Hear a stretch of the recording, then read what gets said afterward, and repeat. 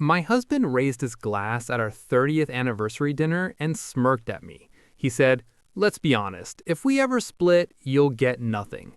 The guests laughed awkwardly around the table. My sister-in-law leaned over and added, "She'd be lost without him."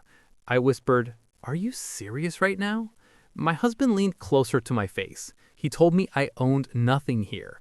What he didn't know was the lawyer was already invited. My name is Vanessa Brooks. I'm 38 years old. I married young and spent 30 years supporting my husband's family business from behind the scenes.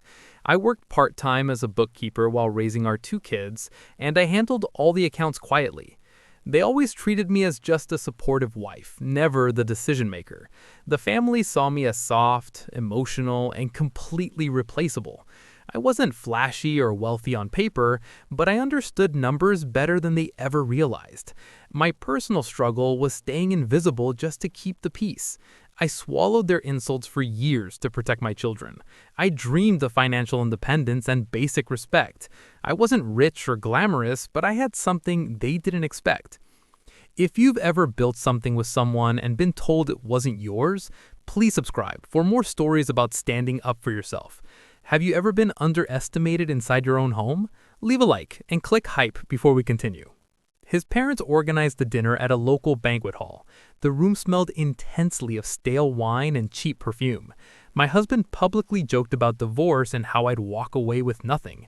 His mother added, "We made this family successful, not her."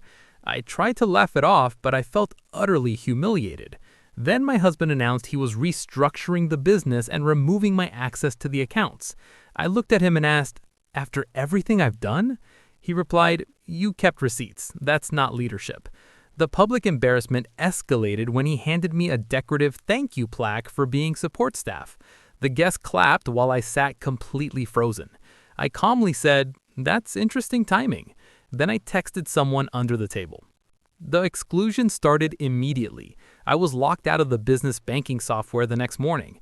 My husband changed all the passwords. He told me I didn't need to worry about finances anymore. Then the manipulation began. He pressured me to sign a post-nuptial agreement, claiming it was just paperwork. The lawyer present seemed overly friendly to his side. I refused quietly. The public undermining continued at a family barbecue.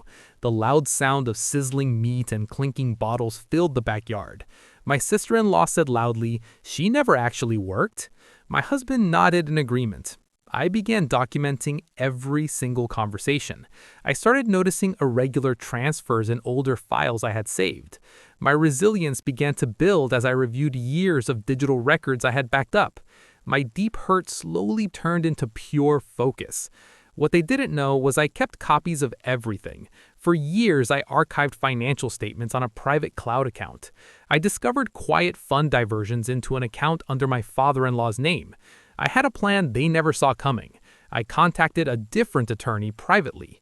I realized the anniversary speech wasn't just arrogance, it was absolute desperation. I waited for the exact right moment. I reached out to Mr. Halpern. He was the retired family lawyer who handled the early business filings. He remembered exactly how much work I did in the beginning. He admitted he always suspected accounting inconsistencies. He agreed to review my documents quietly. The tension rose as my husband boasted about finally putting me in my place. The family actually believed I'd sign the agreement soon. Mr. Halpern uncovered massive legal exposure tied to the misused funds. We formed a solid plan to confront them during the scheduled will reading for my father-in-law's estate update. We gathered in a formal lawyer's office. The heavy oak room smelled strongly of lemon polish and old paper. The family looked incredibly confident, and my husband smirked at me across a table. The current attorney began reading the updated will. The first shock hit the room. A specific clause acknowledged my role in building the company. Then came the even bigger shock as hard evidence of financial misconduct was officially introduced.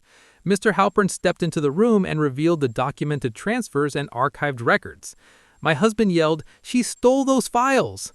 I looked him dead in the eye. I said, "No, I saved them." That clause automatically triggered a full audit investigation. My husband suddenly realized his divorce threats would expose him legally. The final blow came when the will granted me a protected equity stake that absolutely couldn't be removed. The room fell entirely silent as the power shifted. I chose separation on my own terms. I kept my equity and my financial independence. The family was forced into strict compliance under the audit. My husband lost his authority and his precious reputation.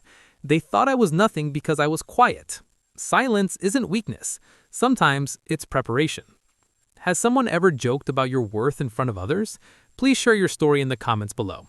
Subscribe for more empowerment stories and click hype to help this story reach others who need it.